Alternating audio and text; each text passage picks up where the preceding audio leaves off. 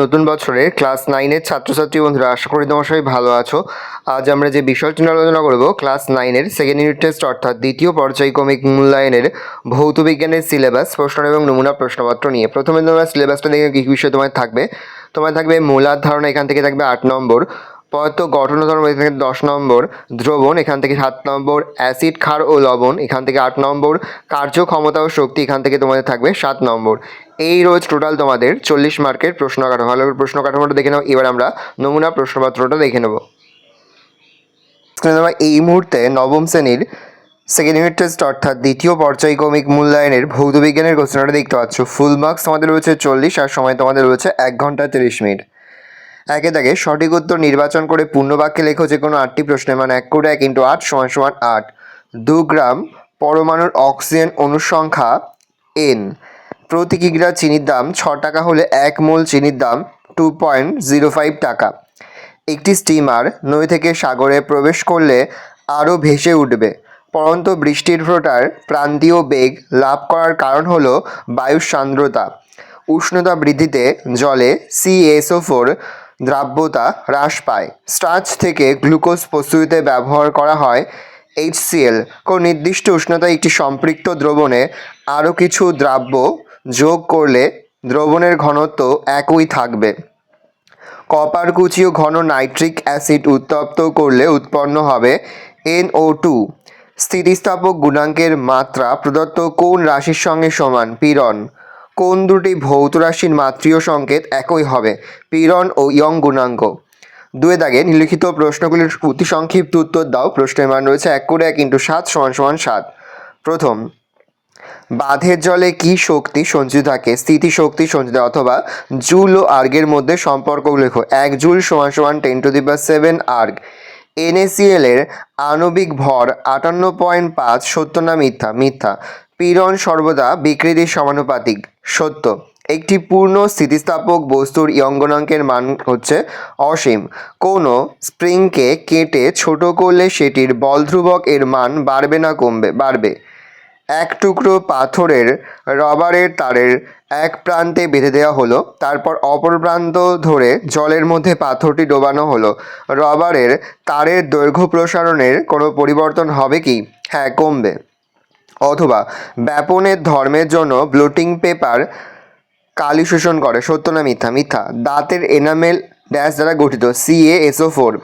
আর্কিমিডিসের সূত্রটি কি কৃত্রিম উপগ্রহের অভ্যন্তরে প্রযোজ্য? না, প্রযোজ্য নয়।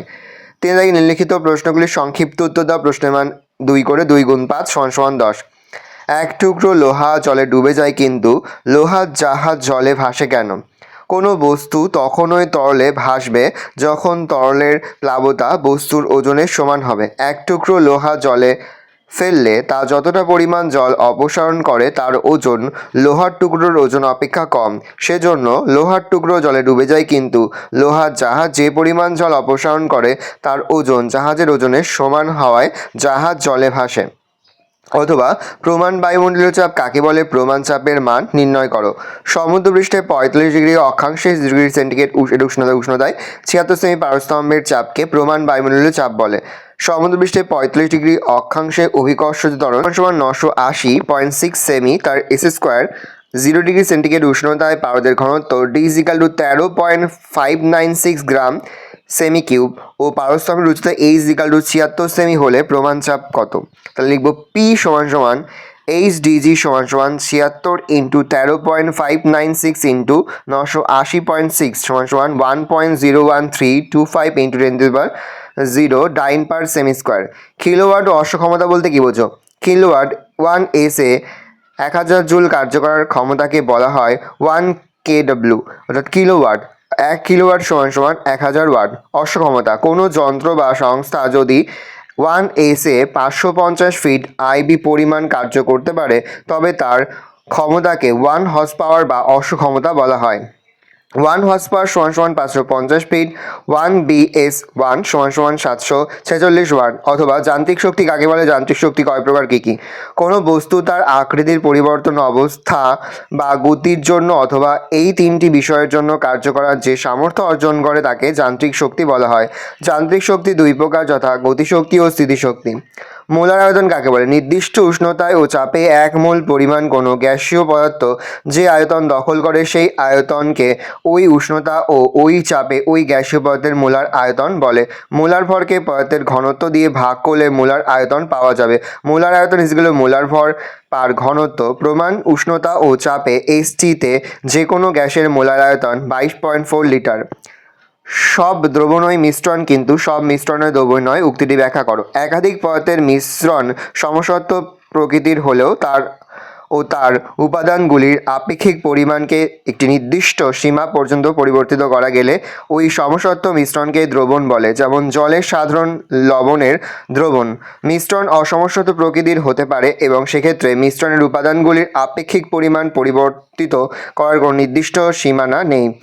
যেমন বালি আর চিনির মিশ্রণ, তাই সব দ্রবণই মিশ্রণ, কিন্তু সব মিশ্রণই দ্রবণ নয়। অথবা সম্পৃক্ত অসম্পৃক্ত দ্রবণ কাকে বলে? উত্তর লিখবে, কোনো নির্দিষ্ট উষ্ণতায় নির্দিষ্ট পরিমাণ দ্রাবকে সর্বোচ্চ পরিমাণ দ্রাব্য দ্রবীভূত হয়ে যে দ্রবণ উৎপন্ন করে তাকে ওই উষ্ণতার ওই দ্রাব্যে সম্পৃক্ত দ্রবণ বলে। অপরপক্ষে নির্দিষ্ট উষ্ণতায় কোনো দ্রবণে যদি আরও বেশি পরিমাণ দ্রাব্য দ্রবীভূত করা যায় তবে ওই নির্দিষ্ট উষ্ণতায় ওই দ্রবণকে অসম্পৃক্ত দ্রবণ বলে।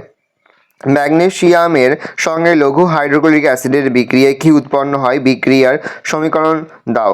ম্যাগনেসিয়ামের সঙ্গে লঘু হাইড্রোক্লোরিক অ্যাসিডের বিক্রিয়ায় ম্যাগনেসিয়াম ক্লোরাইড ও হাইড্রোজেন গ্যাস উৎপন্ন হয়।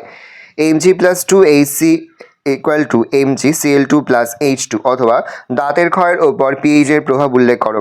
আমাদের দাঁতে এনামেলের প্রধান গঠনগত উপাদান হলো ক্যালসিয়াম ফসফেট। খাদ্যদ্রব্য বিশেষত মিষ্টি জাতীয় খাদ্যের অবশেষ দাঁতের ফাঁকে আটকে থাকলে বা ব্যাকটেরিয়া দ্বারা বিয়োজিত হওয়ার সময় অ্যাসিড উৎপন্ন হয়। এই অ্যাসিডের গাঢ়ত্ব বেড়ে মুখের অভ্যন্তরের pH এর মান 5.5 এর কম হলে তা ক্যালসিয়াম ফসফেটের সঙ্গে বিক্রিয়া ঘটায় ও দাঁতের এনামেলের ক্ষয়প্রাপ্ত হয়।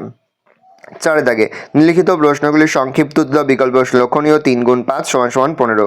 প্রথম, আণবিক ভর ও সংকেত ভরের মধ্যে 3টি পার্থক্য লেখো। অথবা 5 mm ব্যাসার্ধ বিশিষ্ট একটি স্থিতিস্থাপক তারের স্থিতিস্থাপক সীমার মধ্যে 20 অংশ বৃদ্ধি করতে 10 নিউটন বলের প্রয়োজন হলে তারটির উপাদানের ইয়ং গুণাঙ্ক নির্ণয় করো। অথবা সাইফন ক্রিয়া ব্যাখ্যা করো। 40 ডিগ্রি সেন্টিগ্রেড উষ্ণতায় KNO3 32 গ্রাম সম্পৃক্ত দ্রবণে 128 KNO3 দ্রবীভূত আছে।